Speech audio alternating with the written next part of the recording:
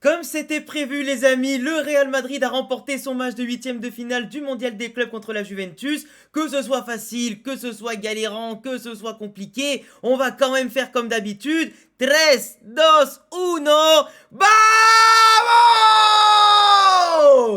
Quart de finale les amis qui nous attend ce samedi à 21h, soit contre Dortmund ou Monterrey, donc Sergio Ramos.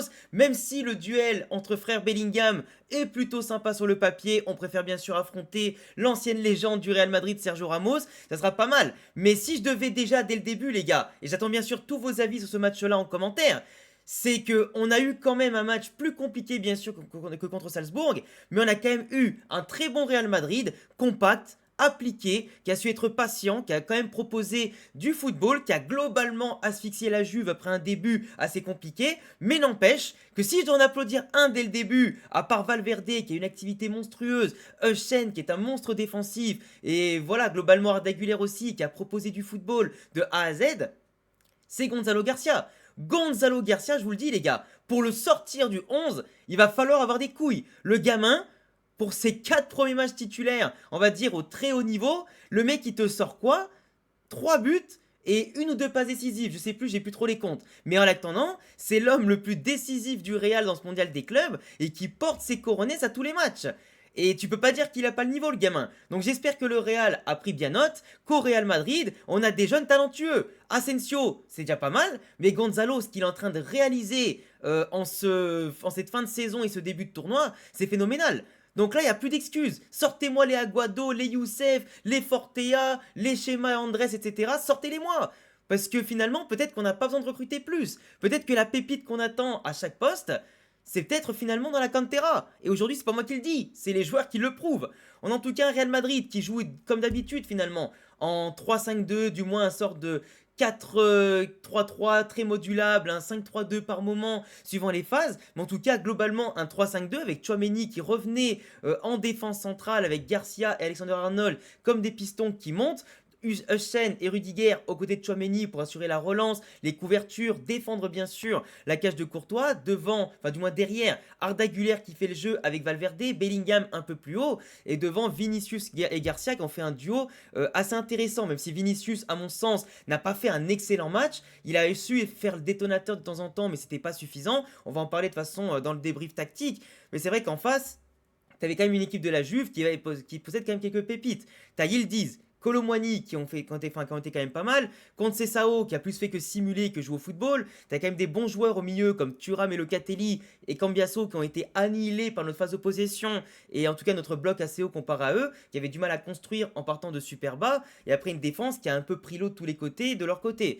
On avait un Real compact globalement dans l'ensemble du match, même si c'est vrai, comme on peut le voir notamment sur les screens, que dans les premières minutes, t'as Yildiz qui faisait ce qu'il voulait, que ce soit au milieu du terrain, à gauche, le mec percuté, il avait beau avoir 2 ou 3 mecs en face de lui, avec un bon pressing du Real Madrid qui a été fait de manière constante tout au long du match, qui progresse de plus en plus dans cette phase de jeu-là, en tout cas sous Xabi Alonso. Mais c'est vrai que Yildiz et Colomwani ont exploité nos espaces, t'as failli en tout cas avoir un but de Colomwani au bout de 8 minutes de jeu, mais heureusement que Courtois sort bien, que la défense le rattrape bien et qu'après lui, bah, il tire un peu au-dessus, parce que là, normalement, c'est quasiment 1-0 avec un meilleur attaquant, pourquoi pas avec un Vlahovic, mais c'est vrai que Colomwani, qui s'était imposé du côté de la Juve, bah, encore une fois, un petit peu avec sa rentrée à la Coupe du Monde 2018 contre l'Argentine, il croque une occasion qu'il faut pas rater, et c'est vrai que ça met pas son équipe en confiance sur le reste. Même si à un moment donné, je disais que la Juve a été asphyxiée, qu'ils n'ont pas eu beaucoup d'occasions dans ce match-là, à part des frappes un peu lointaines, forcées, il y a eu très peu de duels sur Thibaut Courtois, il y a eu des moments où on a eu quelques frayeurs. Certes, ils étaient hors jeu la plupart du temps, notamment cette occasion, mais en début de seconde mi-temps, t'as Euchen. Je pensais qu'il allait intervenir tranquille et il rate la balle pour Colomwani.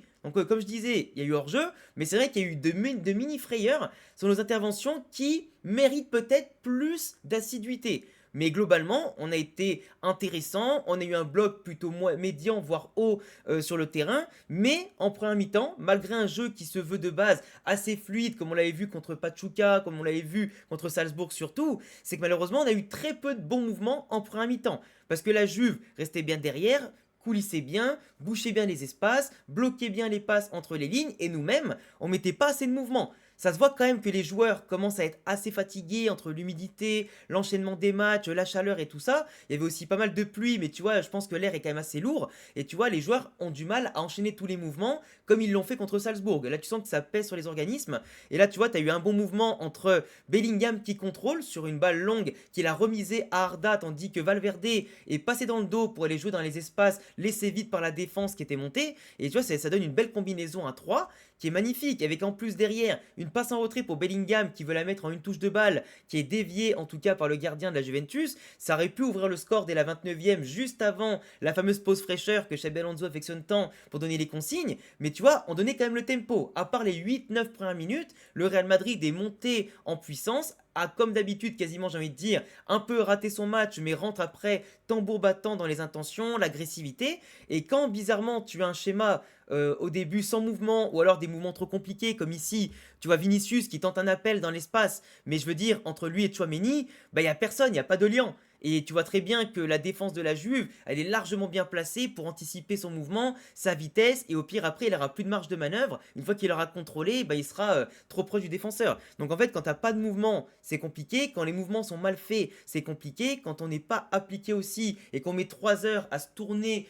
pour orienter le jeu, c'est pas bon. Par contre, plus le temps avançait, plus le match avançait, plus le jeu du Real Madrid était rapide. Est-ce que c'est aussi la fatigue du côté de la Juve qui les empêchait de bien revenir, bien coulisser? Évidemment que oui. Mais là, pour le coup, quand t'as même Rudiger qui participe, quand t'as Euchen qui participe, quand t'as Chouameni qui se permet de base, comme troisième central, de remonter d'un cran et d'avoir notamment nos latéraux qui ne touchaient pas autre chose que la ligne de touche, et ben ça prouvait vraiment qu'on était ultra bien, que même en cas de contre, on était toujours sur les seconds ballons parce qu'à chaque fois on mettait bien la pression, ils poussaient trop loin la balle, ils tentaient des passes impossibles qu'on reprenait direct, qu'on relançait sur Courtois, et finalement ils n'arrivaient pas à sortir la Juve. Donc le Real, par rapport à cette saison, a réussi à imposer cette pression, cette organisation qui nous a fait défaut dans les bons, dans les petits ou les grands matchs.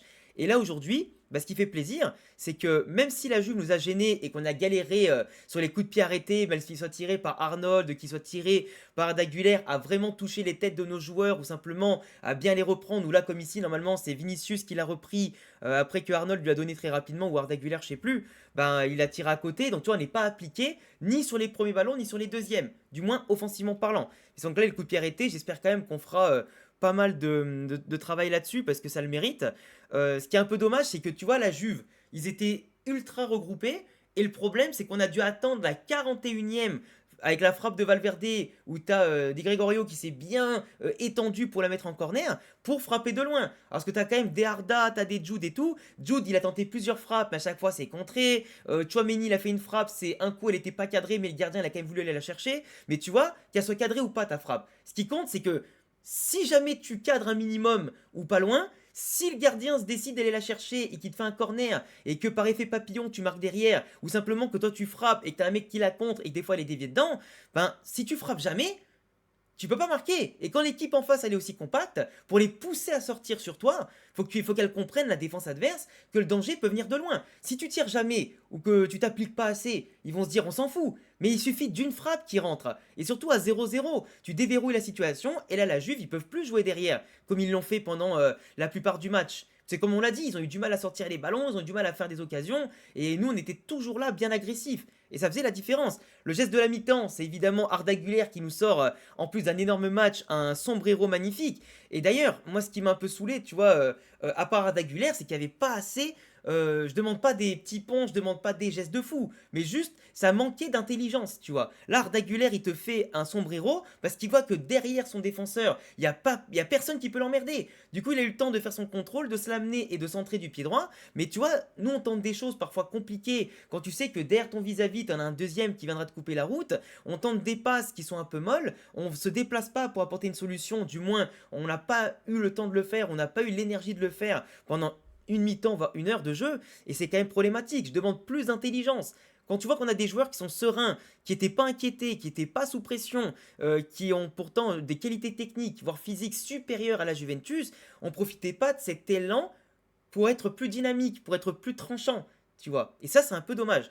D'ailleurs, en parlant de côté tranchant, belle transition de ma part, là, on est en train de subir un coup de pied arrêté. On se dégage parfaitement. On a montré à quel point notre qualité technique sur les relances et les sorties de balles, elle était atomique par rapport à la Juve aujourd'hui. Là, on a une relance qui est en une touche de balle, je crois, de. Je sais plus si c'est Arnold, je crois que c'est Arnold qui le fait, j'arrive pas à voir si c'est Valverde, j'ai un doute. Qui l'envoie en tout cas sur Vinicius. Avec Arda qui était parti avec lui en profondeur, Gonzalo Valverde qui était en retrait, je crois que c'est Valverde, mais Vinicius, tu vois, autant il se l'emmène bien, mais là j'ai pas compris. Avec la vitesse qu'il a, le contrôle de balle qu'il a, il arrive à s'enfermer et gâcher le contre. Donc j'ai pas trop compris. Il y a eu un autre moment où il a réussi à dribbler un peu plus tard et après son centre, il a trouvé personne parce qu'il y avait plus Gonzalo Garcia. Mais ce qui est dommage, c'est que Vinicius aujourd'hui, tu vois, il a eu des bonnes idées de base, mais il a rien concrétisé. Ni les tirs, ni les centres, ni les dribbles. Et ça a été dommage parce qu'il avait des bonnes situations, mais il n'en a pas profité aujourd'hui. D'où le fait qu'à mon sens, Vinicius a fait un match moyen. Mais globalement, le Real, en étant dominant et agressif, ce qui était bien, c'est que tous les seconds ballons sur coup de pied arrêté, sur les centres, ils étaient pour nous. Tu vois, la Juve, ils avaient beau prendre le marquage, ils avaient beau essayer de mettre une ligne pour sortir devant leur surface. Nous, on avait toujours Valverde, Euschen, Fran Garcia, on avait toujours après nos joueurs qui étaient démarqués, qui venaient les empêcher de partir au-delà des 25 mètres. C'était fini. Et d'ailleurs, en étant dominant et agressif, qu'est-ce qui se passe?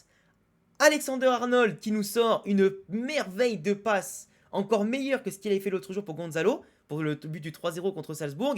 Il la dépose la galette avec les centres rentrants arrondis comme il sait faire. Lui, Gonzalo qui saute au-dessus de tout le monde, qui te fusille le gardien et qui montre à quel point Gonzalo il est talentueux. Le mec, il décroche, il dévie les ballons, il pèse sur la défense. Il n'a pas besoin de 15 000 ballons pour en foutre un au fond. Une occasion franche, aller rentrer dedans. Ça, c'est un vrai attaquant. Quelqu'un qui te met de la fixation, qui t'aide en tout cas sur coup de pied arrêté, sur centre, à avoir ce point, à chercher, qui va mettre à mal la défense, c'est tout ce qui nous manquait. Et aujourd'hui, on l'a. Et tu vois, il a, grâce à ce but, et ben, ça a permis à d'autres joueurs de se relâcher un peu plus, avec un Valverde qui a fait un match immense à la récup, et simplement dans les portées de balles et tout ça, qui se permet même un ciseau retourné. Moi, ça m'a fait rire, j'étais obligé d'en parler, tu vois. Après, je trouve que après la 68e minute, ben, Kylian Mbappé qui rentre après 5 jours, ou du moins quelques jours à se vider voilà, avec la gastro-entérite, là il retrouve un petit peu de temps de jeu, il retrouve un petit peu de rythme. Mais tu vois, sortir Gonzalo et pas Vinicius, moi je suis désolé, je suis pas preneur. Certains me disent que Vinicius, il a apporté, comme sur l'action ici, ce côté détonateur, ce côté percutant. Moi, dans tout le match, je suis désolé, à part une fois où il a dribblé l'action juste après, il a rien percuté du tout, Vinicius. Et aujourd'hui, je préférais que Gonzalo teste ce que j'ai demandé l'autre jour. Un Gonzalo en pointe et un Mbappé peut-être plus sur le côté qui profite de sa vitesse, des espaces ouverts par Gonzalo, que d'avoir un Mbappé en pointe qui a encore montré alors des signes évidents où il continue de vouloir faire le playmaker à trop décrocher, à pas mettre de la présence devant comme le fait Gonzalo. C'est aussi pour ça que pour moi Mbappé à son niveau doit progresser de la tête pour apporter autant que ce que fait Gonzalo, parce qu'avec sa vitesse, la musculature qu'il a et le physique qu'il a, il peut sauter très haut Mbappé et il doit progresser dans le jeu de tête. Ça c'est obligatoire normalement pour être complet. Tu vois. Donc là, ils ont fait un bon mouvement avec Vinicius qui la lâche pour Mbappé, qui après dribble bien, la met sur Euchen, qui la met en retrait pour Arda, qui frappe et c'est sauvé par le gardien. Mais tu vois, ok, on a apporté un peu de vitesse, un peu plus de contre avec Mbappé, mais ça manquait de ce point de fixation parce qu'on a tenté plusieurs fois des centres, il n'y avait personne pour les reprendre. C'est le même problème qu'on a eu l'an dernier. T'as pas ce neuf de fixation, parce qu'Mbappé, tu vois encore là, au lieu de se mettre dans l'espace vide ici, là, t'as personne, même pas de Chouameni ou n'importe quel mec qui monte. En général, c'est Jude qui est censé aller chercher la balle dans l'espace ici. Bah non, t'as Mbappé qui descend, t'as les milieux de terrain qui sont très tactiques, qui sont très disciplinés sous Alonso, qui ne dépassent pas, entre guillemets, le cadre de leur tactique, même si là, c'est plus de l'intelligence de jeu ou peut-être un manque d'énergie qui empêche certains joueurs d'y aller ici. Mais ce que je veux dire, c'est que là, normalement, tu dois avoir quelqu'un. C'est pas normal que là, entre les deux centraux, tu n'aies personne. Même si c'est la 84, que tu es plus en mode récupération, tempo, ce que tu veux, là, tu dois avoir quelqu'un. Et c'est dommage parce que Vinicius et Mbappé, ils ont de la vitesse, mais on n'utilise pas la profondeur. Et c'est débile. Enfin, je suis désolé, c'est extrêmement débile. Qu'on soit d'accord, même si t'asphyxies la Juve, c'est compliqué. Et là, après, je vous fais pas le topo de la fin du match. Mais c'est vrai que Kolo Muani qui simule, il tombe avant même que Rudiger le touche. À un moment donné, il faut arrêter, tu vois. Enfin bref, en tout cas, je ne suis même pas inquiété, à mon sens, ça avait rien. Mais si je dois désigner un homme du match ou deux ce soir, ou trois dans mon ordre, peu importe, je dirais Gonzalo Garcia parce qu'il est buteur, Valverde parce qu'il était absolument partout ce soir, et Arda Güler parce qu'il a encore montré une excellente maîtrise de gestion du ballon. Il revenait très tôt, très bas pour récupérer les ballons. Il a fait quand même quelques fautes, mais des fautes intelligentes qui ont permis au Real de revenir quand il le fallait.